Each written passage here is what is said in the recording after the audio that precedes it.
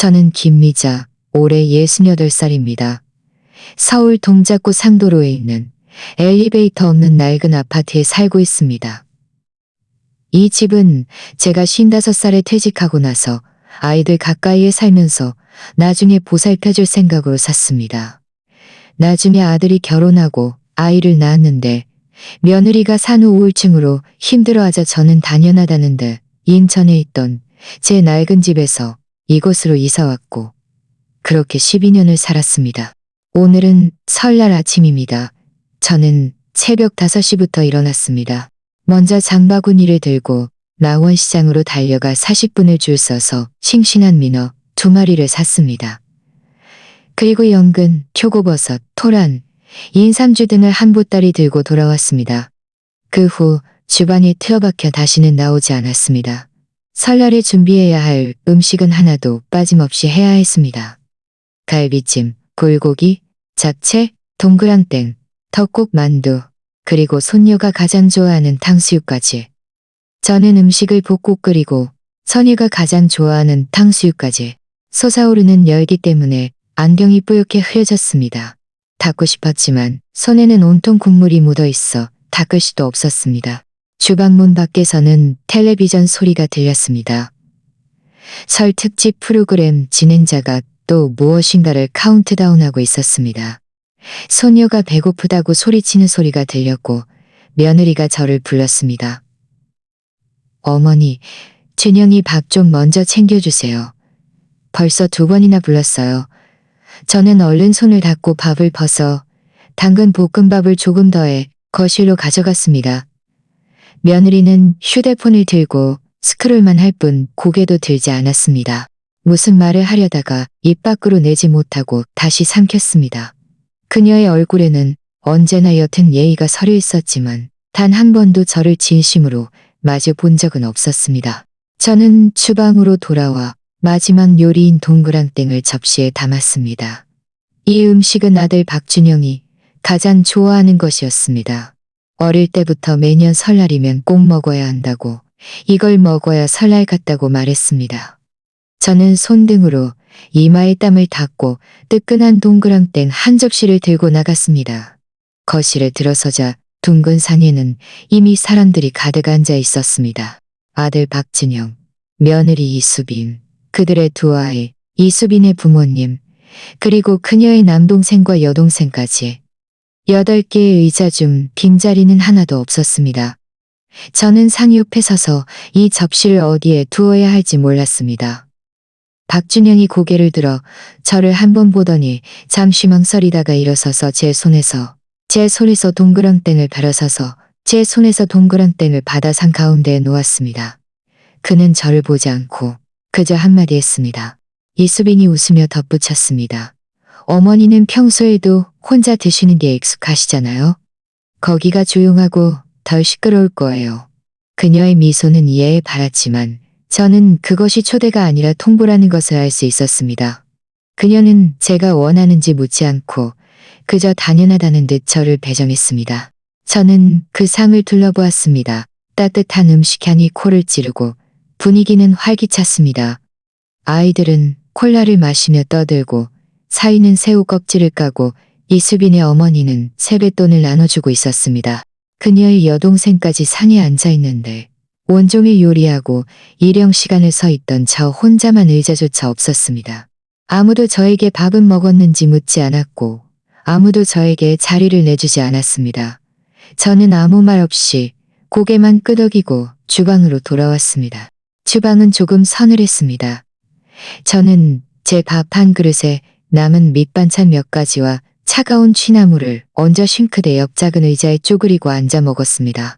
2숟갈 먹으니 입안에서는 음식 맛이 났지만 코끝은 시큰했습니다. 저는 울지 못했습니다. 서러워서가 아니라 한번 울면 정말 무너져버릴 것 같아서였습니다. 할머니, 소녀 박하늘이 작은 밥그릇을 들고 들어왔습니다. 왜 혼자 밥 먹어? 우리랑 같이 먹는 거 아니었어? 제가 아직 말을 꺼내기도 전에 이수빈의 목소리가 밖에서 들려왔습니다. 하늘아, 주방에서 밥 먹으면 옷 더러워져. 박하늘은 저를 보며 어리둥절한 표정이었습니다. 저는 아이의 머리를 쓰다듬으며 말했습니다. 착하다. 할머니는 배 안 고파. 아이는 망설이다가 결국 이수빈의 부름에 다시 돌아갔습니다. 저는 밥을 다 먹고 손이 약간 떨리는 채로 그릇을 식기세척기에 넣다가 실수로 가장자리에 부딪혀 날카로운 소리가 났습니다. 저는 일어서서 수도꼭지 옆에 작은 거울을 보았습니다. 거울 속에 저는 머리가 좀 흐트러져 있었고 얼굴은 창백했으며 눈빛은 텅 비어 있었습니다. 이 여자가 정말 나인가? 예전에 교단에 고쳐주던 제가 기억납니다. 예전에 교단의 적으로 강의해도 제가 기억납니다. 언제부터 제가 이렇게 있어도 그만 없어도 그만인 조력자가 되어 식탁에 앉는 것조차 허락되지 않는 사람이 되었을까요? 저는 얼굴에 물기를 닦고 주방을 나와 제 반쯤 막힌 작은 다락방으로 돌아왔습니다. 원래는 창고였던 곳이었습니다. 침대 옆 서랍을 열었습니다. 그 안에는 제 모든 것이 들어 있었습니다. 가장 밑에서 서류 봉투 하나를 꺼냈습니다. 안에는 등기권리증, 제 주민등록등본, 통장 2권, 그리고 3년 전에 써놓고 한 번도 붙이지 않은 편지 한 통이 들어 있었습니다. 저는 침대 옆벽에 등을 기대고 앉았습니다. 손에는 아직 등기권리증이 들려 있었습니다. 방은 조용했고 밖에서 들려오는 텔레비전의 폭죽 소리와 가족들의 웃음소리만 들렸습니다. 불을 켜지 않아 방은 동굴처럼 어두웠습니다. 회상하기에 딱 좋았습니다. 저는 55살에 퇴직했습니다. 그때는 인천에서 고등학생들에게 국어를 가르쳤습니다. 한 기수 아이들을 떠나보내고 저도 드디어 일찍 출근하고 늦게 퇴근하는 생활에서 벗어났습니다. 퇴직하던 날 학교에서는 저에게 감사장을 주며 제가 온화한 등대라고 했습니다. 사실 저는 그저 제 할 일을 다 했을 뿐입니다. 원래는 퇴직 후에 인천의 낡은 집에서 조용히 살면서 꽃꽂이 강좌에 참여할 생각이었습니다. 하지만 얼마 지나지 않아 박준영이 전화해서 이수빈이 산후 우울증으로 불안해하고 아이가 계속 울어서 낮에는 돌볼 수 없고 밤에도 잠을 잘 수 없다고 했습니다. 그의 목소리는 다급했고 저는 마음이 약해졌습니다. 그날 밤 바로 짐을 싸서 KTX를 타고 서울로 올라왔습니다. 처음에 왔을 때 그들이 살던 전셋집은 크지 않았습니다. 저는 거실과 주방 사이의 빈 공간에서 접이식 침대를 깔고 잤습니다. 낮에는 길이 막히지 않도록 침대를 치워야 했습니다. 이수빈은 그때 정말 허약했습니다. 얼굴은 잿빛이었고 제대로 말도 하지 못했습니다. 아이는 밤새도록 울었고 저는 가끔 아이를 안고 베란다를 2시간씩 왔다 갔다 했습니다. 몇 달 후 박준영이 저축액이 부족해서 이수빈을 안심시키기 위해 집을 사고 싶다며 제가 계약금을 좀 도와줄 수 있는지 물었습니다. 그때 저는 퇴직금과 젊을 때 과외를 수 있는지 물었습니다. 집은 지금 이 건물에 샀고 소유권은 제 이름으로 등기했으며 대출금은 박준영이 직접 갚기로 했습니다. 이사 온 후 저는 젊은 사람들이 직장 생활로 바쁘니 제가 집안일을 돌보는 것이 당연하다고 생각했습니다. 아침에는 박하늘을 어린이집에 데려다 주고 점심에는 식사를 준비하고 오후에는 빨래, 청소, 주방 정리까지 하루 10시간 이상을 바쁘게 보냈습니다. 퇴직금은 한 달에 3~800만 원이었는데 저는 생활비를 제외하고 나머지는 모두 집에 썼습니다.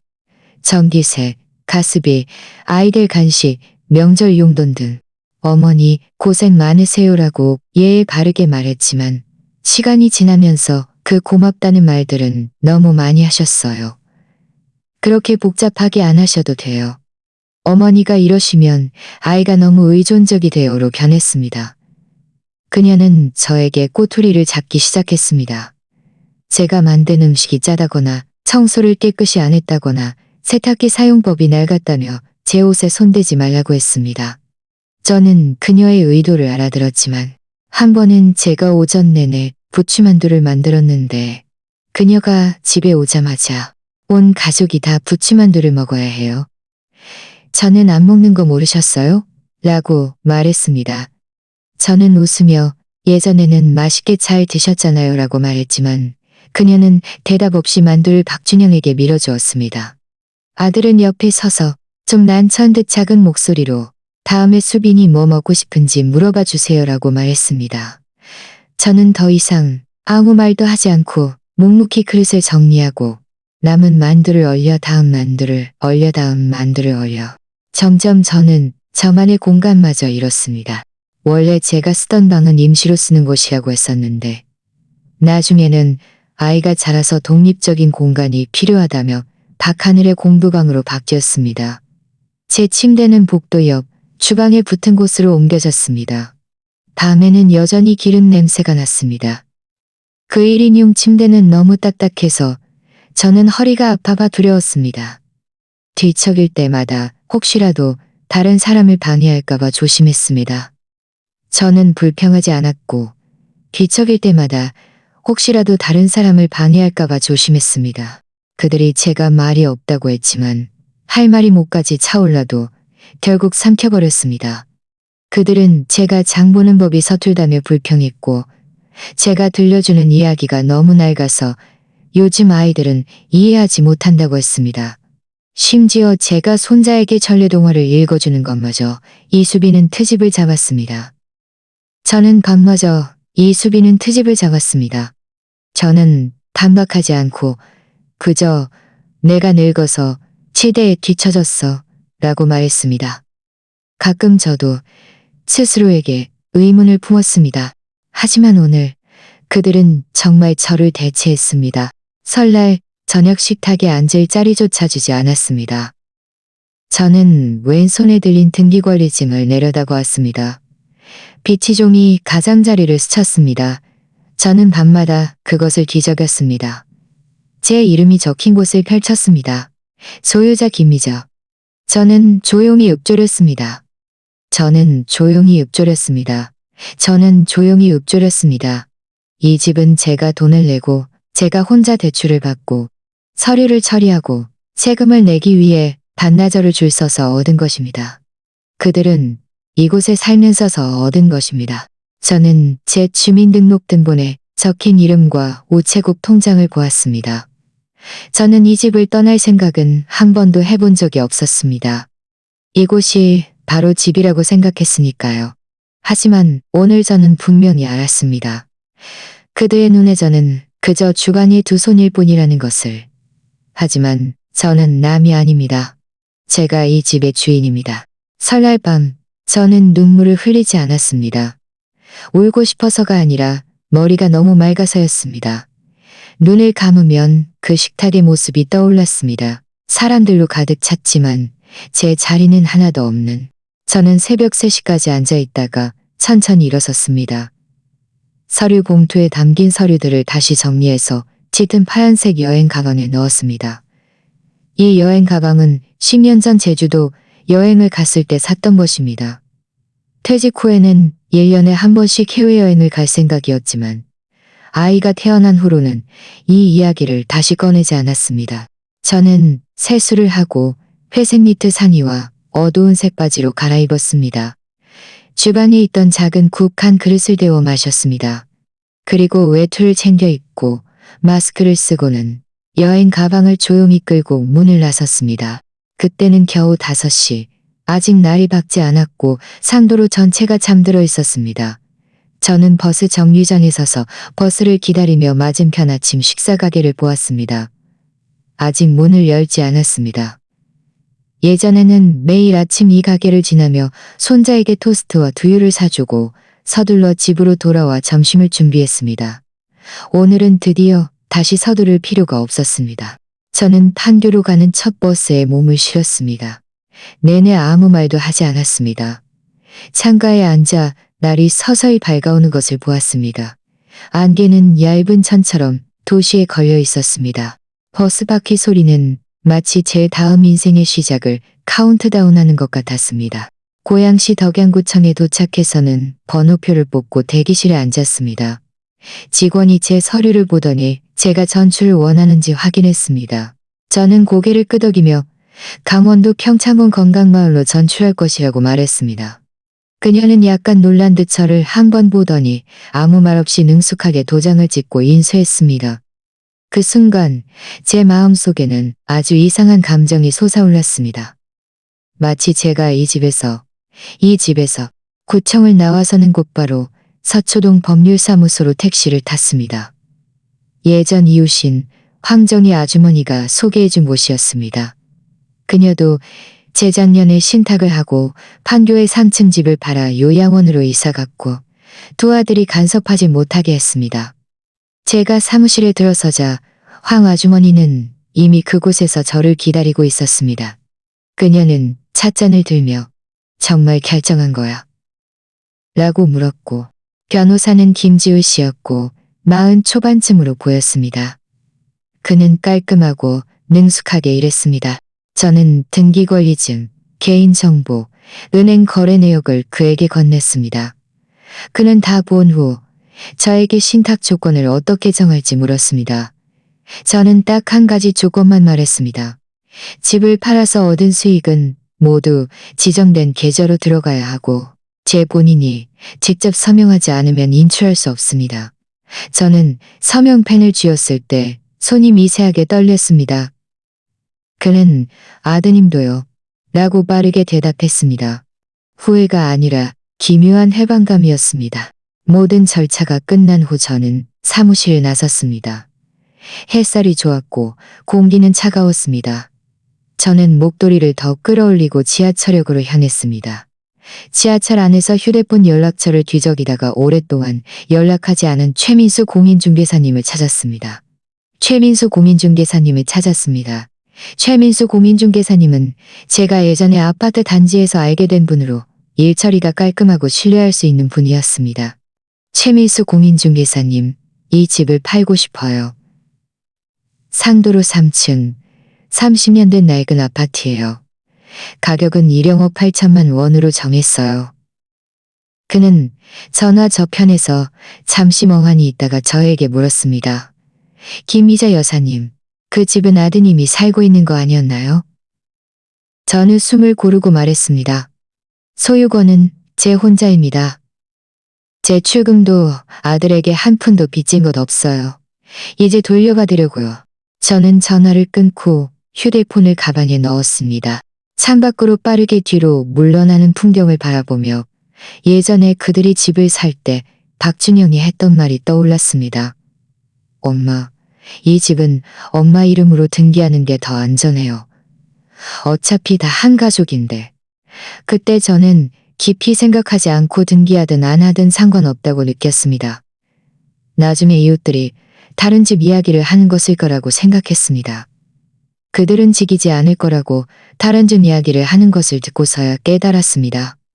이름이 있는 사람만이 진정으로 집이 있는 사람이라는 것을.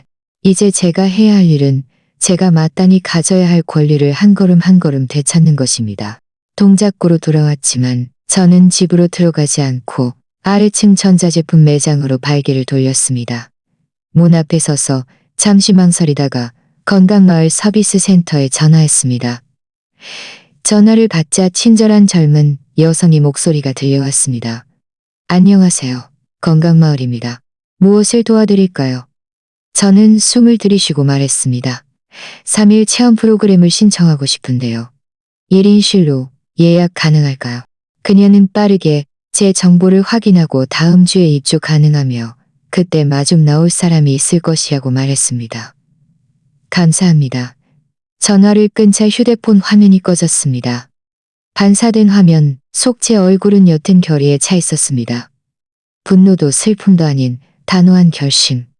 저는 낭비할 시간이 많지 않다는 것을 알았습니다. 새벽 3시 40분. 저는 여전히 주방의 작은 의자에 앉아 있었습니다. 사방은 칠흑같이 어두웠습니다. 남은 음식은 아직 전기밥솥에 따뜻하게 있었지만 저는 먹지 않았고 더 이상 먹고 싶지도 않았습니다. 식탁 저편에서 익숙한 코골이 소리가 들려왔습니다. 박준영이었습니다. 이수빈의 방문은 닫혀 있었고 문틈으로 부드러운 노란색 불빛이 새어나왔습니다. 집 전체가 텅 빈 껍데기처럼 조용했고 주방의 시계만이 똑딱똑딱 소리를 내며 흘러가고 있었습니다. 저는 미리 써놓은 쪽지를 미번 접어 거실로 걸어갔습니다. 그리고 신주단지 아래 서랍에 넣어두었습니다. 저는 친척집에 며칠 머물겠습니다. 찾지 마세요. 집안일은 당신들이 알아서 하세요. 저는 아주 담담하게 썼습니다. 비난도 구구절절한 설명도 없었습니다. 마지막 글자를 다 썼을 때 제 마음 속에서는 말할 수 없는 홀가분함이 느껴졌습니다. 마치 목구멍에 박혀있던 돌덩이를 드디어 꺼낸 것 같았습니다. 저는 방으로 돌아와 옷을 챙기고 짙은 파란색 여행 가방을 끌었습니다. 마지막으로 거실을 한번 보았습니다. 상 위에는 먹다 남은 생선 머리 반 그릇, 식어버린 갈비찜, 제가 쓰다가 부러진 젓가락 한 짝, 이수빈의 하이힐이 문 옆에 비스듬히 놓여 있었고 박하늘의 작은 책가방은 소파에 던져져 있었습니다. 모든 구석이 너무나 익숙했지만 저는 미련 한 조각도 느끼지 못했습니다. 새벽 4시 정각, 저는 택시를 불렀습니다. 택시 운전사는 젊은 사람이었습니다. 내내 침묵하다가 서울역에 거의 다 왔을 때 그가 저에게 물었습니다. 혼자 떠나세요? 저는 고개를 끄덕이며 네, 혼자 설날을 보내러 갑니다라고 대답했습니다. 그는 뒤돌아 저를 한번 보더니 무슨 말을 하고 싶은 듯 했지만 결국 아무 말도 하지 않았습니다. 터미널은 아직 완전히 밝아오지 않았고 몇몇 편의점만 문을 열고 있었습니다.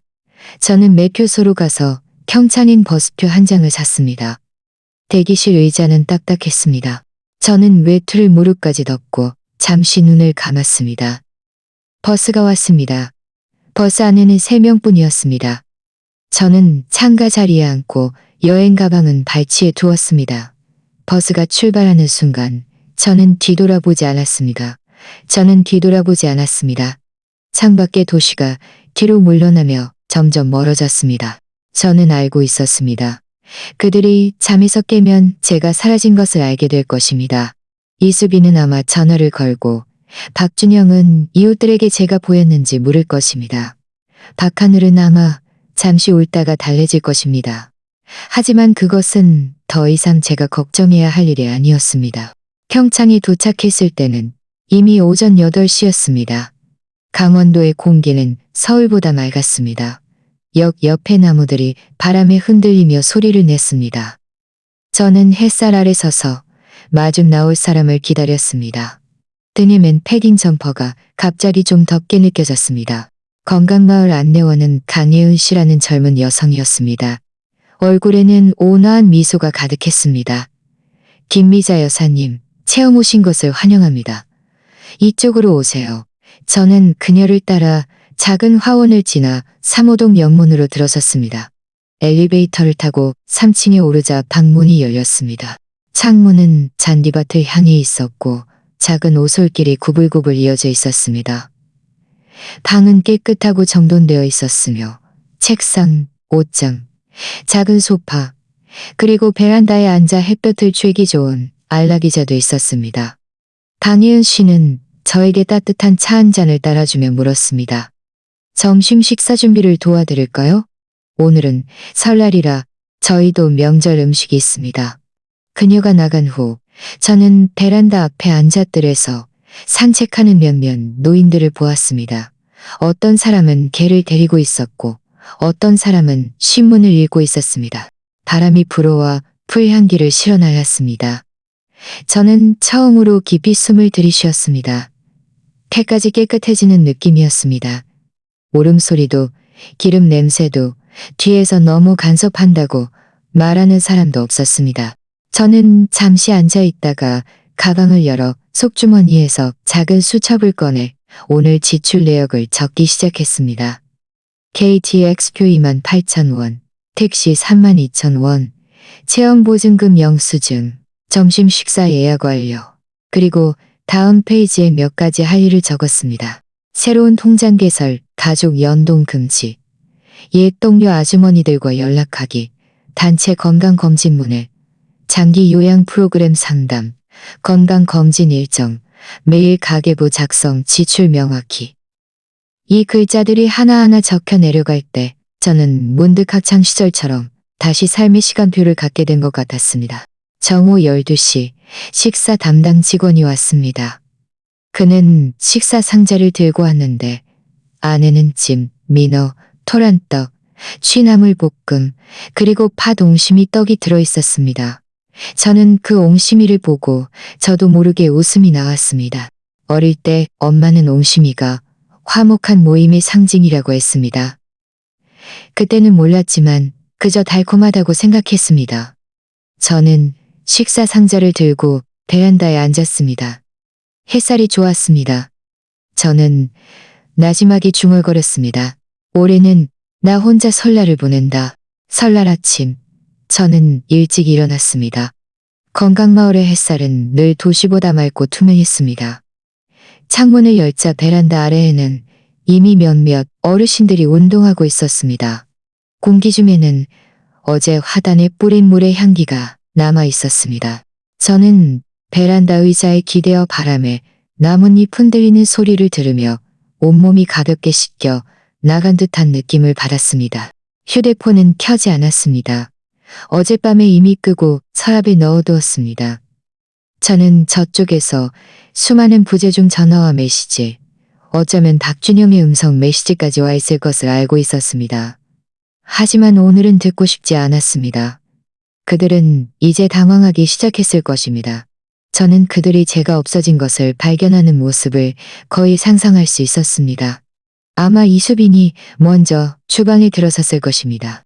전기밥솥에 따뜻한 밥도 없고 데워진 음식도 없고 상은 텅 비어있는 것을 보았을 것입니다. 그녀는 휴대폰을 뒤적이며 집 안을 향해 소리쳤을 것입니다. 엄마, 어디 있어요? 박준영이 방에서 나왔을 것입니다. 머리는 아직 헝클어져 있고 미간을 찌푸린 채 무슨이라 미간을 찌푸린 채 무슨 일인지 물었을 것입니다. 그녀는 서랍을 열어 제가 남긴 쪽지를 발견했을 것입니다. 아침 식사가 준비되지 않은 것을 보고 이수빈은 집 문 앞에 다다랐을 것입니다. 저는 친척집에 며칠 머물겠습니다. 찾지 마세요. 집안일은 당신들이 알아서 하세요. 그녀는 아마 처음에는 제대로 반응하지 못했을 것입니다. 그러다가 크게 소리쳤을 것입니다. 엄마가 정말 없어. 여행 가방까지 다 가지고 갔어. 박준영이 제 방으로 들어와 텅 빈 옷장과 사라진 여행 가방으로 들어와 텅 빈 옷장과 사라집니다. 그는 조금씩 초조해지기 시작했을 것입니다. 그는 휴대폰을 들고 저에게 전화했지만 3번의 휴대폰을 들고 저에게 전화했지만 그들은 아침부터 계속 제 휴대폰으로 전화했고 나중에는 제 여동생들, 사촌 오빠들, 옛 이웃들에게까지 전화하기 시작했을 것입니다. 어떤 사람은 요즘 연락 안 했어요라고 말하고 어떤 사람은 며칠 쉬러 간다고 했었어요. 자세한 말은 없었어요. 라고 말했을 것입니다. 그제야 그들은 뭔가 잘못되었다고 느끼기 시작했을 것입니다. 오전 10시쯤 박준영은 정말로 파출소에 갔을 것입니다. 그는 접수대 앞에 서서 어머니가 갑자기 연락이 끊겼다고 말했을 것입니다. 당직 경찰관은 컴퓨터를 뒤적이며 대답했을 것입니다. 오늘 아침에 주민등록 전출하셨습니다. 성인이시고 치매 증상도 없으시니 실종자 접수 조건에 해당하지 않습니다. 그는 박준영을 한 번 더 보며 말했을 것입니다. 그리고 자의로 떠나신 것 같습니다. 그 순간 박준영의 얼굴은 새하얗게 질렸을 것입니다. 이수빈은 집에서 전화를 받고 격분했을 것입니다. 미쳤나 봐. 설날에 사람이 도망가다니. 경찰한테 물어봐도 아무도 신경 안 쓴대. 박준영은 아무 대답 없이 파출소 앞벤치에 앉아 쪽지 사본을 내려다보았습니다. 그의 눈빛은 텅 비어 있었습니다. 그는 이것이 감정적인 가출이 아니라 오랫동안 준비된 이별이라는 것을 깨닫기 시작했을 것입니다. 그들의 삶은 원래 말없이 항상 든든했던 그의 존재에 의존하고 있었습니다. 오늘 그 손이 빠져나갔습니다. 아이들은 거실을 뛰어다녔고 아무도 돌보지 않았습니다. 점심 식사도 아무도 준비하지 않았습니다. 이수빈은 어쩔 수 없이 배달 앱으로 3가지 음식을 시켰지만 아이들은 음식이 맛없다며 투덜거렸습니다. 오후에는 박하늘이 구겨진 쪽지를 들고 작은 목소리로 박준영에게 물었습니다. 박준영은 아무 대답도 하지 않았습니다. 그는 그저 쪽지에 접힌 자국을 응시하며 텅 빈 눈빛으로 바라보았습니다. 마치 한 번도 따지지 않던 사람이 정말로 몸을 빼져온 집안이 혼란에 빠질 수 있다는 것을 처음으로 깨달은 듯했습니다. 건강마을에서의 6째 날 아침은 여전히 햇살이 밝았습니다. 저는 차 한 주전자를 끓여 베란다에서 햇볕을 쬐고 있었습니다. 맞은편 동의 임지혜 씨가 저에게 인사를 건네며 오늘 실버 요가 수업에 간다고 저도 같이 갈지 물었습니다. 저는 고개를 저으며 다음에요. 오늘은 방에서 글을 쓰고 싶어요. 라고 말했습니다. 제가 휴대폰을 켜자마자 메시지가 즉시 쏟아져 나왔습니다. 이수빈, 엄마, 도대체 어디 계세요? 박준영 부탁이니 전화 좀 받아주세요.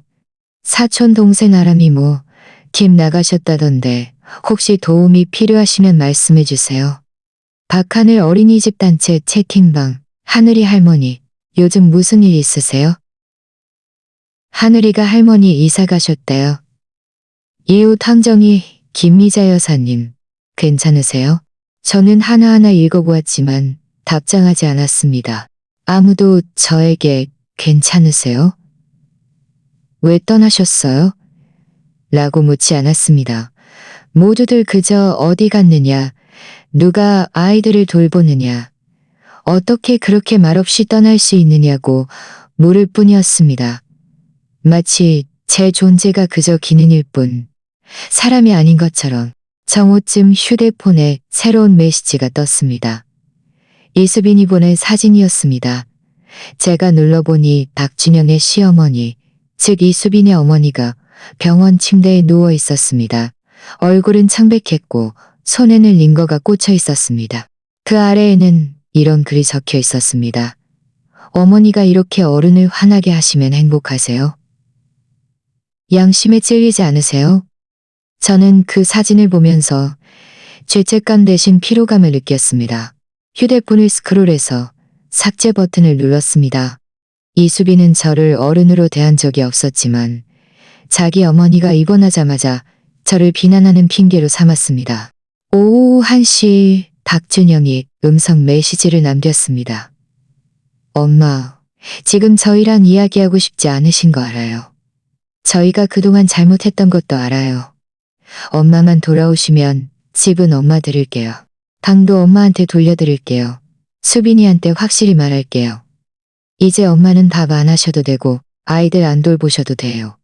그의 목소리는 진심으로 들렸고 중간에 몇 번 멈칫하며 감정을 억누르는 듯했습니다. 저는 다 듣고도 답장하지 않았습니다. 휴대폰을 손에 쥐고 가볍게 한숨을 쉬었습니다. 너희는 약속을 한두 번 한 게 아니지만 매번 지키지 않았어. 이 말은 입 밖으로 내지 않고 매번 지키지 않았어. 박진영도 나중에 매달 퇴직금의 3분의 1을 돌려주겠다고 이제 효도해야 한다고 말했었습니다. 결과는요? 방은 공부방이 되었고 돈은 한 푼도 받지 못했습니다. 매번의 약속은 설탕 아력 같았습니다. 삼키는 것은 희망이었지만 내뱉는 것은 실망이었습니다. 저녁 때 휴대폰이 다시 울렸습니다. 이번에는 영상이었습니다. 화면에는 박하늘이 빨간 스웨터를 입고 자기 작은 책상 앞에 앉아 있었습니다. 눈은 벌겋고 코끝도 붉어서 막 울고 난 듯했습니다. 할머니 미안해. 할머니 밥맛 없다고 하면 안 되는데 나 정말 할머니 싫은 거 아니었어. 아이의 목소리는 작았고 소매를 만지작거렸습니다. 할머니 보고 싶어. 나 이제 말 잘 들을게. 돌아와 줄 수 있어? 제 눈시울이 뜨거워지고 손이 떨려 휴대폰을 떨어뜨릴 뻔했습니다. 저는 천천히 영상을 끄고 휴대폰을 내려놓았습니다. 소파에 앉아 눈물을 닦았습니다. 박하늘은 제가 가장 놓지 못하는 아이였습니다. 아이가 첫걸음을 떼는 순간부터 어린이집을 졸업할 때는 순간부터 어린이집을 저 어린이집을 가 라고 말했고 밤에는 제 품에 파고들어童話를 들려달라고 했습니다. 하지만 점점 아이는 이수빈의 말을 배우기 시작했고 편식하기 시작했으며 미간을 찌푸리며 너무 짜 라고 말하기 시작했고 더 이상 저에게 달라붙지 않았습니다. 저는 아이가 아직 어리고 많은 말이 배운 것이라는 것을 압니다. 아이가 우는 것은 아이의 잘못이 아닙니다. 제가 우는 것도 나약해서가 아닙니다. 저는 다시 전화하지 않았습니다. 그저 조용히 휴대폰을 서랍에 넣고 닫았습니다. 서랍을 닫는 그 순간 마치 오래된 습관까지 함께 잠가버린 것 같았습니다. 저는 다시 책상으로 돌아와 수첩을 펼쳐 오늘의 감정을 기록했습니다. 나는 복수하는 것이 아니다. 그저 나 자신을 보호하는 것이다. 예전에는 침묵이 평화라고 인내가 가족을 유지하는 방법이라고 생각했습니다. 하지만 알고 보니 나는 그들의 무신경함을 너무 높게 평가했습니다. 내 가치를 너무 높게 평가했습니다. 내 가치를 너무 낮게 평가했습니다. 나는 그들의 후회하기를 바라지도 고통스러워 눈물 흘리기를 바라지도 건강마을에서의 열흘째 저는 펜을 받고 수첩의 숫자들을 다시 한번 옮겨 적었습니다. 며칠 전 공인중개사님에게서 전화가 왔는데 젊은 부부가 집을 마음에 들어해서 2번 보고 바로 계약금을 걸었다고 했습니다. 대출 없이 일시불로 지불하겠다고 했다고 합니다.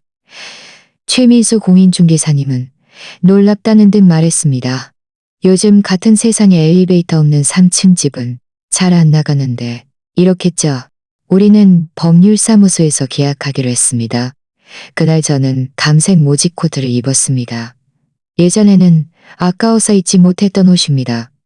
이제 내 인생의 새로운 장이 시작되는 시점이니 깔끔하게 차려입는 것도 나 자신을 존중하는 일이라고 생각했습니다. 구매자는 젊은 부부였습니다. 남편은 젊은 부부였습니다.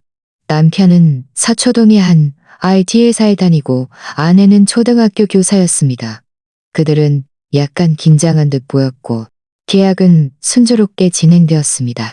최미수 공인중개사님은 옆에 앉아 있었고 변호사가 입회하여 감독했습니다. 저는 마지막 페이지를 넘겨 매도인 서명란에 제 이름을 적을 때 손가락에 한치의 망설임도 없었습니다.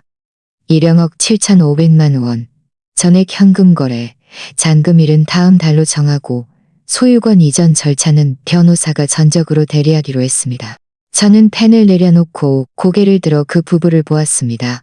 집이 좀 낡았지만 수도와 전기는 매년 사람을 불러 점검했어요. 주방 후드는 작년에 교체했고요. 위층은 조용해요. 혹시 아이를 가질 생각이라면 아파트 단지 뒤에 어린이집도 있어요. 아내는 고개를 끄덕이며 눈시울이 붉어졌습니다. 팔아주셔서 감사합니다. 저희는 늘 가족 문제 없는 곳을 찾고 있었어요. 저는 쓴웃음을 지었습니다. 저도 마침 벗어나고 싶었거든요. 계약서에 도장이 찍히고 모든 절차가 완료되었습니다. 저는 변호사와 함께 사무실을 나섰습니다. 햇살이 길 건너편에 쏟아지고 있었습니다. 쓰레기차가 천천히 지나가며 익숙한 소녀의 기도, 멜로디가 울려 퍼졌습니다.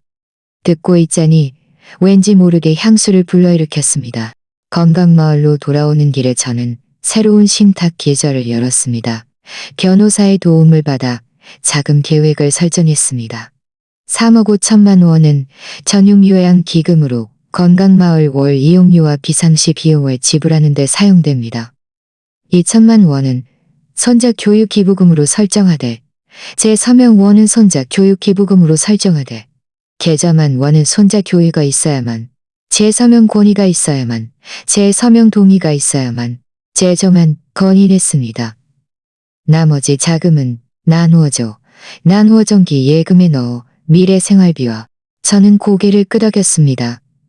저는 누구를 벌하려는 것이 아닙니다. 그저 더 이상 누구에게도 휘둘리고 싶지 않을 뿐입니다. 이어서 우리는 접견실에 앉아 제 개인 유언장을 작성하기 시작했습니다. 저는 제가 무엇을 원하는지 분명히 알고 있었습니다. 모든 장례 절차는 제가 지정한 신탁 변호사와 건강마을 사회복지사가 협의하여 진행합니다. 장례는 빈소를 차리지 않고 공개적인 의식도 없으며 어떤 자녀도 주관하지 않습니다. 화장 후 유골은 동해 안에 뿌리고 표식도 남기지 않으며 비석도 세우지 않습니다. 비석이 없으면 그들이 너무 매정하다고 생각하지 않을까요? 변호사가 물었습니다.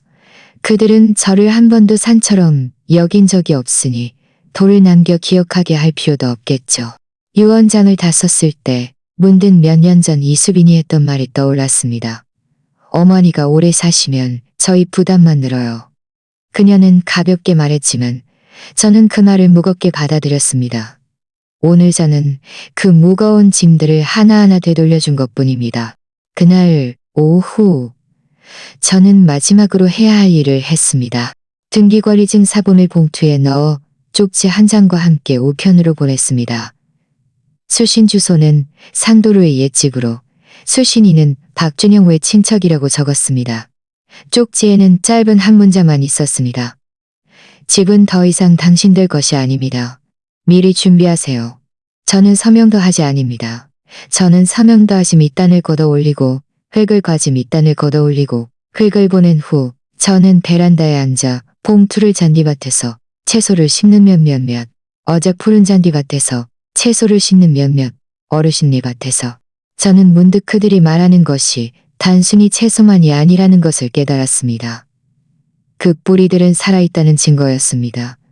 예전에는 저 자신을 딱딱한 땅에 심고 가족을 위한 터전이라고 생각했지만 사실은 황무지였습니다. 이제 저는 새로운 땅을 선택해서 저 자신을 다시 심었습니다. 비록 조금 늦었지만 결국은 제가 선택한 길입니다. 저는 차 한 모금을 마셨습니다. 바람은 시원했습니다. 그 편지가 그들의 손에 도착할 때는 아마 내일일 것입니다. 그들은 충격을 받고 분노하며 어쩌면 공포에 질릴지도 모릅니다. 하지만 저는 알고 있습니다. 그들 마음 속에는 가장 분명하게 남아있을 것입니다. 이제 더 이상 아무도 그들을 위해 밥을 하고 그릇을 치우고 참아주고 희생하지 않을 것이라는 것을. 이 집은 제가 반평생 힘들게 쌓아 올린 기반이었습니다. 이제 이 기반은 그들의 높은 건물을 짓는 데 사용되지 않고 저 자신을 위한 작고 안전한 보금자리를 짓는 데 사용될 것입니다. 정월대 구름 아침 건강마을의 햇살은 여전히 맑고 시원했습니다. 바람이 키 큰 은행나무를 흔들었습니다. 저는 노비의 등나무 의자에 앉아 차를 마시며 오늘의 프로그램표를 살펴보았습니다. 오후 2시 반에는 장기 요양 제도에 대한 강연이 있었습니다. 저는 이미 신청해 두었고 옆에 앉은 친한 아주머니, 친구 3명도 함께 갈 예정이었습니다. 하지만 방을 나서려 할 때 전화가 울렸습니다. 관리사무소 안내데스크의 강희은 씨였습니다. 김미자 여사님, 손님 몇 분이 오셨는데 여사님 가족이라고 하시며 서울에서 오셨다고 뵙고 싶어 하십니다. 저는 잠시 멈칫하며 말했습니다. 손님은 갖지 않는다고 전해주세요. 강희은 씨는 잠시 망설이다가 고개를 끄덕였습니다. 네, 그렇게 전해드리겠습니다. 몇 분 지나지 않아 아파트 현관벨이 울렸습니다. 저는 걸어가서 수화기를 들었습니다. 화면에 박준영, 이수빈, 그리고 박하늘 3사람이 유리문 밖에 서 있었습니다. 박하늘은 패딩 조끼를 입고 있었고 손에는 과일 봉투를 들고 있었습니다. 그녀의 표정은 제가 아는 어떤 때보다도 조용했습니다. 박준영이 카메라를 보며 낮은 목소리로 말했습니다. 엄마, 저희는 그냥 얼굴 한 번 뵙고 싶어서요. 저는 박하늘의 표정을 보지 않았고 그들이 더 이상 무슨 말을 할지 기다리지도 않았습니다. 그저 종료 버튼을 눌렀습니다. 화면은 순식간에 검게 변했습니다. 그들은 제가 정말 단호하게 거절할 것이라고는 생각하지 못했을 것입니다. 몇 분 후 인터폰이 다시 울렸습니다. 이번에는 이수빈의 목소리였습니다. 그녀는 울고 있었습니다. 억눌린 분노와 함께 쉰 목소리였습니다. 어머니가 이러시면 애는 어떻게 해요? 박하늘이 엄마를 얼마나 보고 싶어 하는지 아세요? 이렇게 냉정하고 매정한 분이 부끄럽지도 않으세요? 저는 그녀의 울부짖음에 답하지 않고 통화기에 대고 천천히 말했습니다. 나는 아이를 해치지 않아. 그저 너희들의 대본에서 퇴장하는 것뿐이야. 통화가 끊긴 후 저는 전원도 꺼버렸습니다. 그들이 밖에서 얼마나 오래 서 있었는지 저는 모릅니다. 저는 그저 그들의 지금 이 순간의 당황스러움과 통제불능이 지난 수십 년 동안 제가 반복적으로 겪었던 일상이라는 것을 알 뿐입니다. 오후 2시 저는 정시의 강연에 참석했습니다. 강연이 끝난 후 저는 접견실에서 변호사를 만났습니다. 그는 오늘 제가 오랫동안 맡겨둔 녹음 편지를 가져와 준비가 되었으니 제때 발송하고 재생할 수 있다고 말했습니다. 저는 고개를 끄덕이며 수고하셨습니다라고 말했습니다. 정말 이 방법으로 하시겠습니까? 그는 여전히 다시 한번 확인하는 듯 했습니다. 저는 그저 니라고 대답했습니다. 이것이 제가 처음으로 솔직하게 말하는 겁니다. 녹음 편지는 변호사를 통해 박준영에게 발송될 것이고 USB 형식의 녹음 파일이 동봉될 것입니다. 그 녹음은 며칠 전 제가 방에서 직접 녹음한 것입니다. 아무도 부르지 않았고 연습도 하지 않았습니다. 그저 가장 차분한 목소리로 한 글자 한 글자 제 마음을 말했습니다. 박준영, 이수빈, 그리고 박하늘아, 잘 지내니? 이것은 작별 편지도 아니고 고발도 아니다. 그저 정리일 뿐이다. 지난 세월 동안 나는 밥을 하고 빨래를 하고 두 아이를 돌보고 너희 보험을 들어주고 전기세를 내고 매달 내 퇴직금을 생활비로 냈다. 너희는 한 번도 내가 힘들지 않은지 무엇을 원하는지 묻지 않았다. 그저 생활이 정상적으로 돌아가면 마치 내가 당연한 배경인물인 것처럼 말이다. 너희 마음속에도 고민이 있고 힘든 점이 있다는 것을 나도 안다. 하지만 너희는 너희의 편리함과 안락함이 나의 희생 위에 세워졌다는 것을 한 번도 생각해보지 않았다. 너희는 내가 감정적이라고 냉정하다고 이렇게 하면 가정을 망칠 거라고 말한다. 하지만 가정은 나 혼자 지탱하는 것이 아니다. 너희는 나에게 공간도 방도 심지어 설날 저녁 식탁에 의자 하나도 주지 않았다. 내가 떠난 것은 화가 나서가 아니다. 깨달았기 때문이다. 나는 평생 소녀에서 며느리로, 며느리에서 어머니로, 어머니에서 너희 집의 가정부로 변해왔다. 나는 내가 한 사람이라는 사실조차 거의 잊었다. 황혼기에 내가 필요한 것은 의존이 아니라 자율이다. 나는 너희의 옷도 아니고 너희의 보험도 아니고 너희의 방패막이도 아니다. 나는 도구가 아니라 어른처럼 살고 싶다. 변호사는 다 들은 후 아무 말 없이 그저 가볍게 고개를 끄덕였습니다. 그날 밤 저는 잠을 잘 이루지 못했습니다. 새벽 3시 물을 마시러 일어났을 때 휴대폰이 몇 번 깜빡이는 것을 보았습니다. 제가 눌러보니 강혜은 씨가 보낸 메시지였습니다. 방금 퇴근할 때 보니 여사님 아드님이 대문 밖에 1시간 넘게 앉아 계시더라고요. 저희가 들어오실 수 없다고 말씀드렸는데 아무 말 없이 그냥 앉아 계셨습니다. 저는 답장하지 않고 방으로 돌아와 커튼을 살짝 열었습니다. 아파트 단지 대문 앞 가로등 불빛 아래 희미한 그림자가 고개를 숙인 채 앉아 있었습니다. 옆에는 과일 봉투와 보온병이 놓여 있었습니다. 저는 침대 끝에 앉아 눈을 깜빡이지 않고 보온병이 놓여 있었습니다.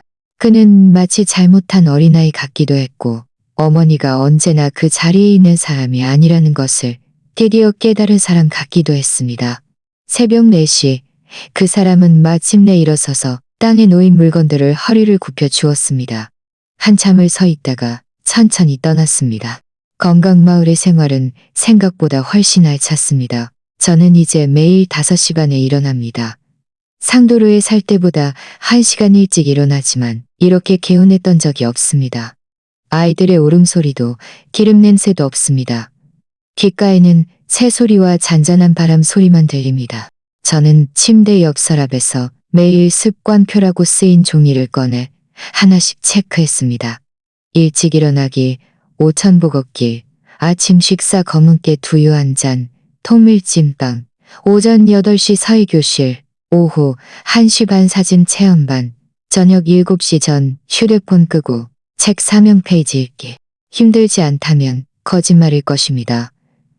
처음 일주일은 거의 속도를 따라가지 못했습니다. 특히 붓으로 용자를 쓸 때는 손이 떨려 비뚤어졌습니다. 하지만 모두들 격려해 주었습니다. 특히 저희 서예 수업을 담당하시는 정 선생님은 76살이신데도 손이 흔들림 없이 안정적이셨습니다. 글을 쓰시면서 독성 귀신이라고 읊조리셨습니다. 그날 저는 이 두 구절을 쓰고 방으로 돌아와 3번 더 써서 옷장에 붙여두었습니다. 옷장을 열 때마다 저에게 상기시켜 주었습니다. 나는 무엇인가로부터 도망치는 것이 아니라 살아가고 있는 것이라고. 수업 외에도 2명의 친구를 사귀었습니다. 김영숙 여사님은 은퇴한 간호사로 남편이 돌아가신 후 10년간 혼자 살다가 올해 건강마을로 오셨다고 합니다. 예전에는 남을 돌봤으니 이제는 나 자신을 돌볼 차례야라고 말씀하십니다. 그녀는 저에게 50견 예방에 좋다고 목 운동을 가르쳐 주었습니다. 임지혜 씨는 50살 초반으로 대구에 꽃집을 가지고 있었는데 여동생에게 맡긴 후 이곳으로 오셨다고 합니다. 이곳으로 오셨다고 합니다. 우리 셋은 함께 다니며 다른 아주머니다. 우리 셋은 함께 다니며 다른 아주머니다. 가끔 공기를 바꿔봐야 내가 다른 흥미도 있다는 것을 알지. 며칠 전에는 우리 셋이 함께 당일치기 여행 상품을 신청해서 경기도 양평으로 딸기 따러 갔습니다. 김영숙 여사님은 웃으며 말했습니다. 예전에는 환자 돌보고 아이 돌보느라 바빴는데 이제는 내 즐거움을 챙기느라 바쁘네. 드디어 우리 차례인 것 같아. 그날 저도 웃으며 대답했습니다. 저는 예전에는 주방에서 바빴는데 이제는 교실에서 바쁘니 정말 더 행복한 것 같아요. 설날 저녁 건강마을의 공용 아주머니가 제 방문을 두드렸습니다. 김미자 아주머니 저녁 식사 왔어요. 그녀의 손에는 뜨끈한 음식 2가지가 들려 있었습니다. 하나는 민어찜, 다른 하나는 토란떡, 그리고 맑은 갈비탕 한 그릇도 가져왔습니다. 저는 쟁반을 받아들며 조금 민망한 듯 말했습니다. 제가 올해는 아무것도 준비 안 했는데 오히려 가장 설날 같아요. 아주머니도 웃었습니다. 여사님은 올해 다른 사람의 음식을 드시는 것도 복이네요. 저는 창가 식탁에 앉아 접시 안에 생선을 보았습니다. 처음으로 서둘러 밥을 뜨거나 음식을 나누어 줄 필요가 없었습니다. 옆에서 아이들이 나 토란 싫어 라고 소리치는 일도 없었습니다. 공간 전체가 조용해서 숟가락이 그릇에 닿는 소리마저 또렷하게 들렸습니다. 저는 밥을 먹으면서 생각했습니다. 원래 설날은 꼭 시끄러울 필요가 없었구나. 설날은 평화로운 안식일 수도 있구나. 식사를 마친 후 저는 휴대폰을 꺼내 전화를 걸었습니다. 전화는 3번 울린 후 딸이 받았습니다. 엄마, 웬일이야. 나 내일 엄마 보러 올라가려고 했는데. 저는 옅게 웃었습니다. 괜찮아. 나 잘 지내. 잘 먹고 잘 자고 새 친구들도 생겼어. 사회반도 등록했어. 딸은 잠시 침묵하다가 작은 목소리로 말했습니다. 엄마, 제가 좀 미안해요. 지난 몇 년 동안 엄마 혼자 계셨는데 제가 결혼해서 부산으로 이사 간 후로는 서울에 자주 못 와서 괜찮아. 저는 딸의 말을 끊었습니다. 네가 행복하게 지내면 그걸로 됐어. 나는 네가 나를 돌봐주기를 원하는 것이 아니야. 그저 네가 나를 돌봐주기를 원하는 것이 아니야. 그저 네가 안심하기를 바랄 뿐이야. 그저 네가 난짐하기를 바랄 뿐이야. 엄마는 이제 누구에게도 의지하지 않고 살고 누구도 나를 기억해 주기를 기다리지 않을 거야. 정월대 보름 그날 저는 박하늘이 보낸 편지를 받았습니다. 봉투 위에는 아이가 아직 연습 중인 삐뚤빼뚤한 글씨로 제 이름이 쓰여 있었지만 팩 하나하나에 정성이 느껴졌습니다. 저는 칼로 조심스럽게 봉투를 뜯었습니다. 마치 오랫동안 손대지 않았던 감정을 여는 것 같았습니다. 안에는 간지 한 장과 손바닥만 한 그림 한 장이 들어 있었습니다. 안에는 2사람이 그려져 있었습니다. 한 그릇에서는 김이 모락모락 피어오르고 있었고 한 사람은 눈이 휘어지도록 웃고 있었습니다. 배경은 엉망진창이었고 심지어 냄비 옆에서는 고양이 한 마리가 뛰어넘고 있었습니다. 저는 고양이를 키운 적이 없었지만 그것이 박하늘이 상상하는 주방이라는 것을 알았습니다. 편지 내용은 길었지만 구절마다 끊겨 있어서 거의 읽을 수가 없었습니다. 할머니 안녕하세요. 저는 매일 숙제를 해요. 오늘 선생님이 그리운 사람에게 편지를 쓰라고 해서 할머니에게 쓰고 싶었어요. 엄마는 할머니가 우리를 버렸다고 했는데 저는 아니라는 것을 알아요. 저는 할머니가 예전에 몰래 국에 어묵 하나 더 넣어주고 소시지를 숨겨주던 것을 기억해요. 할머니는 또 밥 빨리 먹지 말고 조금씩 먹어야 키 큰다고 했잖아요. 저는 이제 키가 조금 컸어요. 할머니, 저는 할머니가 정말 저를 사랑하지 않는 게 아니라는 것을 알아요. 저도 정말 토란 싫어하는 거 아니었어요. 나중에 제가 크면 할머니가 웃을 때 달림 같았다는 것을 기억할게요. 저는 편지를 탁자 위에 붙이고 손가락으로 글자 하나하나를 쓰다듬었습니다.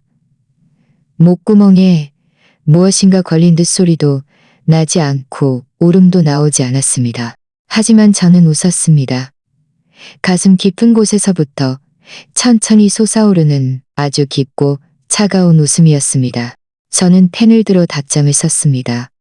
하늘아, 네 글씨 정말 정성스럽게 잘 썼더구나. 할머니는 다 알아들었어. 너는 키도 크고 마음도 컸구나. 어른들보다 훨씬 낫네. 너는 나중에 할머니가 해준 음식을 꼭 기억하지 않아도 돼. 하지만 이것 하나만은 기억했으면 좋겠어. 사람이 서러움을 느끼면 일어서는 법을 배워야 해. 싸우는 게 아니라 걸어 나오는 거야. 네가 어른이 되면 너를 그리워하지만 네 곁에 있어주지 않고 너를 사랑한다고 말하지만 네 말을 들어주지 않는 사람들을 만나게 될 거야. 그때는 예전의 할머니처럼 참고만 있지 마. 너는 걸어 나올 수 있어. 조용하게, 단호하게 걸어 나오는 거야. 할머니는 너를 사랑하지 않는 게 아니야. 그저 나 자신을 사랑하는 법을 배웠을 뿐이야. 저는 편지를 접어 봉투에 넣고 우표를 붙여 안내 데스크의 우편함에 넣었습니다. 다음 날 아침, 건강마을에서는 정월대보름 행사가 열렸습니다. 담당자가 저에게 새 덕담을 써달라고 부탁했습니다. 저는 고개를 끄덕이고 부통을 안고 방에서 나왔습니다. 글을 쓰는 탁자 앞에는 이미 사람들이 줄을 서 있었습니다. 이웃들도, 자원봉사자들도, 그리고 몇몇 아이들도 있었는데 해맑게 웃으며 아주머니, 저에게 큰 복 주세요. 라고 말했습니다. 라고 말했습니다. 라고 말했습니다. 저는 웃으며 종이를 깔았습니다. 이 글기 좋네요. 모두가 상에 오르지 않아도 마음은 스스로 향기를 흘린다였습니다. 저는 글을 씁니다. 저는 글을 쓰고 일어나서 안내실을 깔았습니다. 저는 그저 웃을 뿐 아무 말도 하지 않았습니다. 저는 토라진 것도 아니었고 저 자신을 증명하려는 것도 아니었습니다. 저는 그저 마침내 인내와 희생 없이도 받아들여질 수 있다는 것을 배웠을 뿐입니다. 찻잔 옆 그림자가 점점 길어졌습니다. 바람이 창가를 스쳐 내 소매를 흔들었습니다. 이번에는 더 이상 누군가가 나를 위해 밥을 기다려줄 필요도 없고 나를 위해 빈자리를 마련해줄 필요도 없었습니다. 또한 내가 온 상에 남은 음식을 들고 늘 시끄럽지만 내 자리가 없는 그 식탁을 바라볼 필요도 없었습니다. 이제 나는 내 밥을 먹고 내 길을 걷고 내 글을 쓰고 내 인생을 살고 있습니다. 김미자는 설날 그날 주방에서 나와 식탁에 자기 의자가 없는 것을 발견하고는 조용히 돌아섰습니다. 이 돌아서는 순간 그녀는 자신이 돈을 주고 산 집을 버렸고 가족 안에서 수십 년간 습관처럼 여겼던 인내와 절제, 그리고 말없는 희생을 벌였습니다. 그녀는 등기권리증 한 장, 대낭 하나, 그리고 한 번의 떠남으로 나도 한 사람이다, 나도 한 사람이다 라는 의미를 한 번에 말했습니다.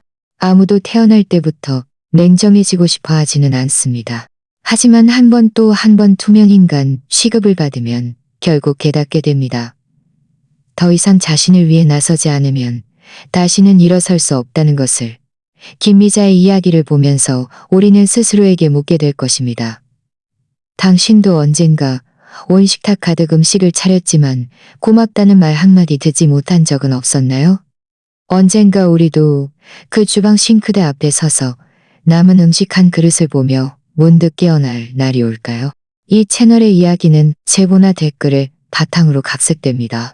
당신의 이야기가 다음 이야기의 주인공이 될 수도 있으니 댓글이나 DM으로 당신의 이야기를 들려주세요. 이번 이야기는 여기까지입니다. 3,000명 구독 목표를 달성하는데 몇 번째로 도와주실 분이 될까요? 지금 바로 구독하세요. 채널 성장을 함께 지켜봐 주시길 진심으로 초대하며 제 이야기가 여러분에게 도움이 되기를 바랍니다.